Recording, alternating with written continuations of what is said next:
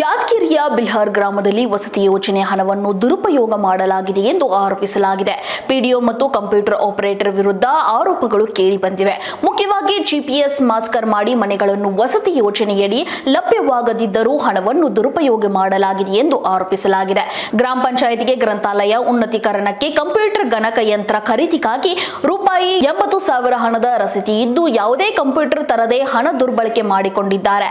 ಈಗಾಗಲೇ ಈ ಬಗ್ಗೆ ಮುಖ್ಯ ಕಾರ್ಯನಿರ್ವಾಹಕ ಅಧಿಕಾರಿಗಳಿಗೆ ದೂರು ಸಲ್ಲಿಸಿದ್ದು, ಮನವಿಗೆ ಸಕಾರಾತ್ಮಕವಾಗಿ ಪ್ರತಿಕ್ರಿಯಿಸಿ 6 ಜನರನ್ನು ತನಿಖಾ ತಂಡ ರಚಿಸಿದ್ದು, ಆದರೆ ತನಿಖಾ ಅಧಿಕಾರಿಗಳು ಪೈಕಿ 4 ಜನ ಅಧಿಕಾರಿಗಳು ಬಂದಿತ್ತು. ಆದರೆ ಮಲ್ಲಿಕಾರ್ಜುನ್ ಸಂಗ್ವಾರ್ ಕಾರ್ಯನಿರ್ವಾಹಕ ಅಧಿಕಾರಿ, ತಾಲೂಕ್ ಪಂಚಾಯತ್ ವಡಗೇರ ಮೀನಾಕ್ಷಿ ಪಾಟೀಲ್, ಸಿಡಿಪಿಒ ವಡಗೇರ ಇವರು ಕೈಗಾರಿದ್ದು ತನಿಖೆ ಬಗ್ಗೆ ಯಾವುದೇ ವರದಿಗಳನ್ನು ಇಲ್ಲಿಯವರೆಗೂ ನೀಡಿಲ್ಲ.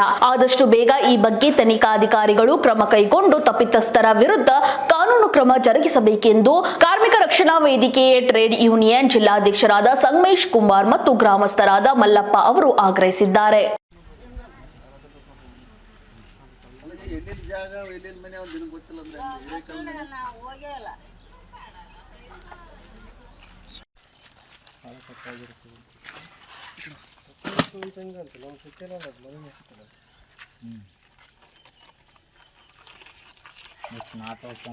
ಆಮೇಲೆ ಅದು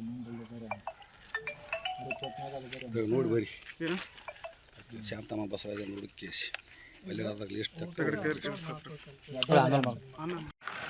ಅಧಿಕಾರಿಗಳು ಬಂದು ಹೋಗಿ ಎಷ್ಟು ದಿನ ಆಯ್ತು? 5ನೇ ತಾರೀಕು ಬಂದಿದ್ರು ಸರ್. ಬಂದು ಹೋದ್ಮೇಲೆ ನಿಮಗೆ ಏನು ಕ್ರಮ ಬರವಣಿಗೆ ಏನು ಕೊಟ್ಟರು? 5ನೇ ತಾರೀಕು ಬಂದು ಮನೆ ಇನ್ಸ್ಪೆಕ್ಷನ್ ಮಾಡಿದರು. ಮಾಡಿದ ನಂತರ ನಾವು ಮತ್ತೊಂದು ಸಲ ಬಂದು ಇನ್ನೂ ಮನೆಗಳು ಅವೆಲ್ಲ ತನಿಖೆ ಮಾಡಿ ನಿಮಗೆ ವರದಿ ಕೊಡ್ತೀವಿ ಅಂತ ಹೇಳಿದರು. ಇನ್ನು ಈವರೆಗೆ ಬಂದಿಲ್ಲ. 5ನೇ ತಾರೀಕು ಆದ ತಿರುಗಿ ಕಡೆ ಮಣಿಕೆ ಹಾಕಿಲ್ಲ, ನಮಗೆ ಮಾತನಾಡಿಸಿಲ್ಲ. ನಾನು ಮತ್ತೆ ಇವಾಗ ಲೆಟರ್ನ ಮಾಡೀನಿ. ಮತ್ತು ಡೈರೆಕ್ಟ್ರ್ ಹೋಗಿ ಲೆಟರ್ ಕೊಡೋಕಾಲಕ್ಕೆ ತಾಲೂಕ್ ಪಂಚಾಯತ್ ಅಧಿಕಾರಿಗಳು ಮಲ್ಲಿಕಾರ್ಜುನ್ ಅವರು ಕೂಡ ಮಾತಾಡಿದೆ. ಇಲ್ಲ ಸ್ವಲ್ಪ ಮೀಟಿಂಗ್ ಮೀಟಿಂಗ್ ಮುಗಿಸ್ಕೊಂಡು ಬರ್ತೀವಿ ಅಂದ್ರೆ ಇನ್ನು ಈವರೆಗೆ ಬಂದಿಲ್ಲ. ಆದರೆ ಇದ್ರ ಸತ್ಯಾಂಶ ನಮಗೆ ಗೊತ್ತಾಗವಲ್ದು. ಅವರು ನಮಗೆ ವರದಿನ ಕೊಡವಲ್ರು. ನಾವು 2021 ಸಾಲಿನಲ್ಲಿ 29/9/2029ರಲ್ಲಿ ನಾವು ಮಾಹಿತಿ ಹಾಕಿದ್ದೀವಿ. ಅವರು ಏನು ಹೇಳಿದರು, ಮಾಹಿತಿ 6 ತಿಂಗಳಾದ ನಂತರ ನೀವು ರೊಕ್ಕ ಕಟ್ಟಬೇಕು ಪಂಚಾಯತಿಗೆ, ಕಟ್ಟಿದ್ರೆ ನಿಮಗೆ ನಾವು ದಾಖಲಾತಿ ಕೊಡ್ತೀವಿ ಅಂತ ಯಾರೋ ಸುಲೋಚನೆ ಬಂಡೆ ಪಿ ಡಿ ಅಧಿಕಾರಿಗಳು ನಮಗೊಂದು ನೋಟಿಸ್ ಜಾರಿ ಮಾಡಿದರು. 22,000 ಚಿಲ್ಲರೆ ನಾನು ಕಟ್ಟಿದ್ದೀನಿ. ಇದೆ ಸರ್, ಅದರ ಅಮೌಂಟ್ ಎಷ್ಟಿದೆ ಅಂತ ಹೇಳ್ತೀನಿ ನಿಮಗೆ ಒಂದು ನಿಮಿಷ.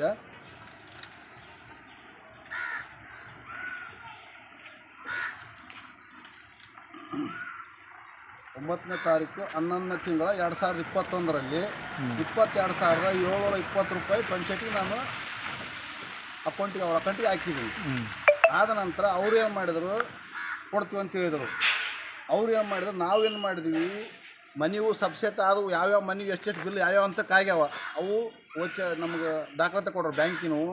ಮತ್ತು 14ನೇ ಹಣಕಾಸಿಂದು ನೀರಿಂದು ಖರ್ಚು ವೆಚ್ಚಗಳು ಏನು ಮಾಡಿರಿ ಅದನ್ನು ಕೊಡ್ರಿ, ಉಳಿದ ಅಮೌಂಟ್ ಎಷ್ಟು ಅದ ಅದು ಕೊಡ್ರಿ. ಮತ್ತು ಎಮ್ಮಿಡ್ ರಿಕಾರ್ಡದು ಏನದ ನಿಮ್ಮ ದಾಖಲಾತಿಯಲ್ಲಿ ಎಮ್ಮಿಡ್ ರಿಕಾರ್ಡ್ ಏನು ಮಾಡಿಕೇನ್ರಿ ಅದನ್ನು ಸಸ್ಪೆಂಡ್ ಮಾಡಿ ಕೊಡ್ರಿ ನಮಗೆ. ಮತ್ತು ಮಾಹಿತಿ ಮನೆಯೂ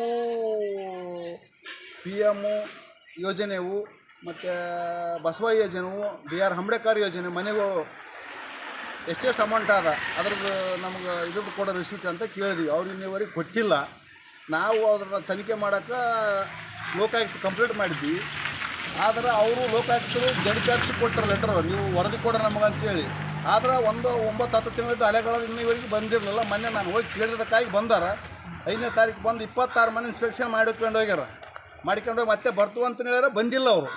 ಆದರೆ ಮನೆಗಳು ಬೇಸ್ಮೆಂಟ್ ಇಲ್ಲ, ಬಾಗಿಲು ಲೆವೆಲ್ ಇಲ್ಲ, ಮತ್ತೇನಪ್ಪ ಅಂದರೆ ಛತ್ ಲೆವೆಲ್ ಇಲ್ಲ, ಫೈನಲ್ ಇಲ್ಲ. ಒಂದೇ ಸರ ಖುದ್ದಾಗಿ PDO ಮುಂದೆ ನಿಂತು GPS ಮಾಡಿಕೊಂಡು ಅವ್ರ ಒಂದೇ ಸಲ ಹಾಕಿಬಿಟ್ಟಿದ್ದಾರೆ.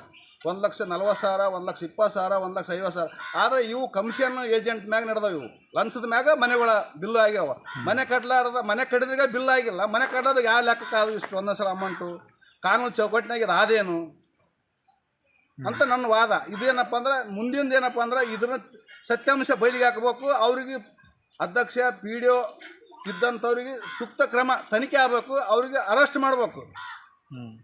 ಮುಂದೆ ಇದು ಆಗಬಾರ್ದು. ಬ್ಲರ್ ಪಂಚಾಯತಿಯಾಗಿ ಈ ಕೆಲಸಗಳು, ಇದು ಬ್ಲರ್ ಪಂಚಾಯತಿ ಅಲ್ಲ ಸರ್. ಇದು ಹಿಂದಕ್ಕೆ ಏನು ನಿಜಾಮ್ ಕಾಲದಲ್ಲಿ ಬ್ರಿಟಿಷರ್ ಕಾಲದಲ್ಲಿ ಆಳ್ಕೆ ಏನು ಮಾಡಿರಲ್ಲ, ಅದೇ ಆಳ್ಕೆ ಬ್ಲರ್ ಪಂಚಾಯತಿಯಾಗ ಅದು ಸದ್ದು.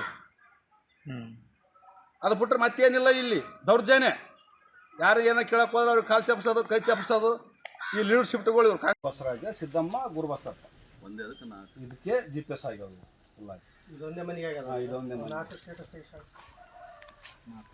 ತೆಗಿಲ್ಲ ಇಲ್ಲ ಕಟ್ಟದ ನೋಡ್ರಿ. ಇನ್ನೊಂದು ಭೀಂಬಾಯಿ ಅಂದ್ರೆ ಭೀಂಬಾಯಿ ಹುಸಿನಪ್ಪ.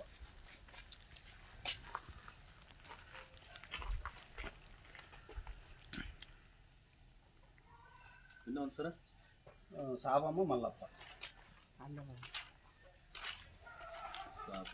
ಸೊಲ್ಲಪುರ. ಹಾಂ